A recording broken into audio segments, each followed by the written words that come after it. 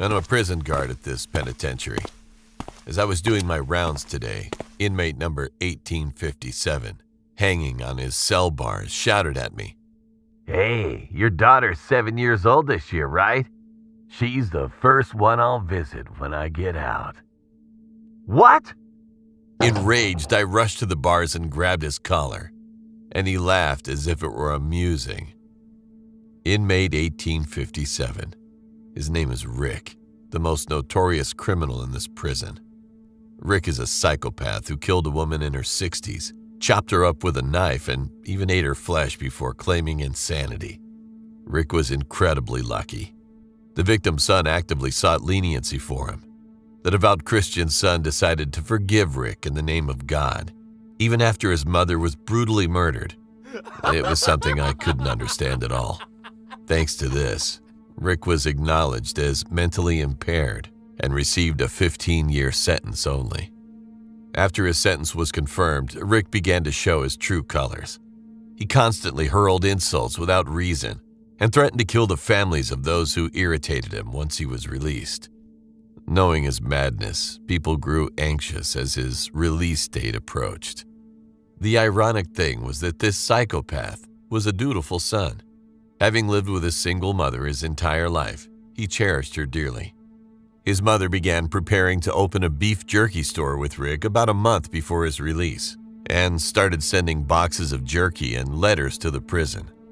However, bringing in outside food was strictly forbidden in the prison. So we tried to return the parcels she sent, but the warden stopped me and said he would allow the packages to be delivered to Rick.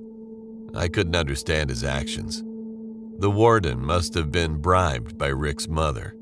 "Dear son, your mother is preparing a jerky business these days. Please try it and give me your feedback. From your future business partner, Mom." When I opened the box of jerky, I saw a letter written in meticulous handwriting.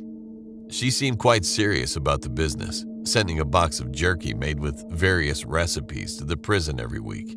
Smoked, chili, teriyaki flavors, and more. Thanks to this, Rick spent his days chewing on jerky. He even began using the jerky like currency, ordering his cellmates around. The prisoners, who relied solely on the prison-provided rations, cleaned for Rick, acted violently on his behalf, or dug up information on people Rick didn't like in exchange for jerky. Rick also collected feedback from the inmates about which jerky recipe tasted the best, and sent letters to his mother. He was already fulfilling his role as a business partner before his release. He showed no remorse for the deceased victim and focused solely on making the business prosper. I was angry at the victim's son. If my mother had been so brutally murdered, I would have never forgiven the perpetrator. Due to his excessive tolerance, the evil demon would soon be released into the world, and more victims would follow, which could include my own family. Rick's release date approached, now just a week away, and his mother had already opened the store and was waiting for him. The store was named Mom's Beef Jerky as a tribute to her love for her son. As the release date neared and my anxiety peaked, I took a secret day off, which I didn't tell my wife and daughter about. I had to visit Rick's store, track his movements, and carefully devise ways to protect my family from him. When I went to the address written on the letter, Mom's Beef Jerky, I noticed a sign with a familiar phrase. It was a store opened by Rick's mother. At that time, I saw the warden coming out of the store. It was clear that he was involved in some sort of backroom dealing with Rick's mother. I hid in my car until the warden disappeared, then entered the store. Now that I had witnessed it with my own eyes, I had to expose their inappropriate dealings. As I opened the store door, there stood a man there with fair skin and a gentle demeanor. "Welcome." "Huh? Isn't this Rick's mother's store?" "Oh, yes, it is. Who are you?" "You should be the employee. I'm a prison guard at the prison where your son is incarcerated. I saw the warden leaving just now. What's the relationship between him and Rick's mother?" "Oh, Rick's mother is inside. Would you like to meet her and hear it directly from her? Follow me." I followed the man to a storeroom deep inside the kitchen, and he pointed to the ceiling, saying, "She's here."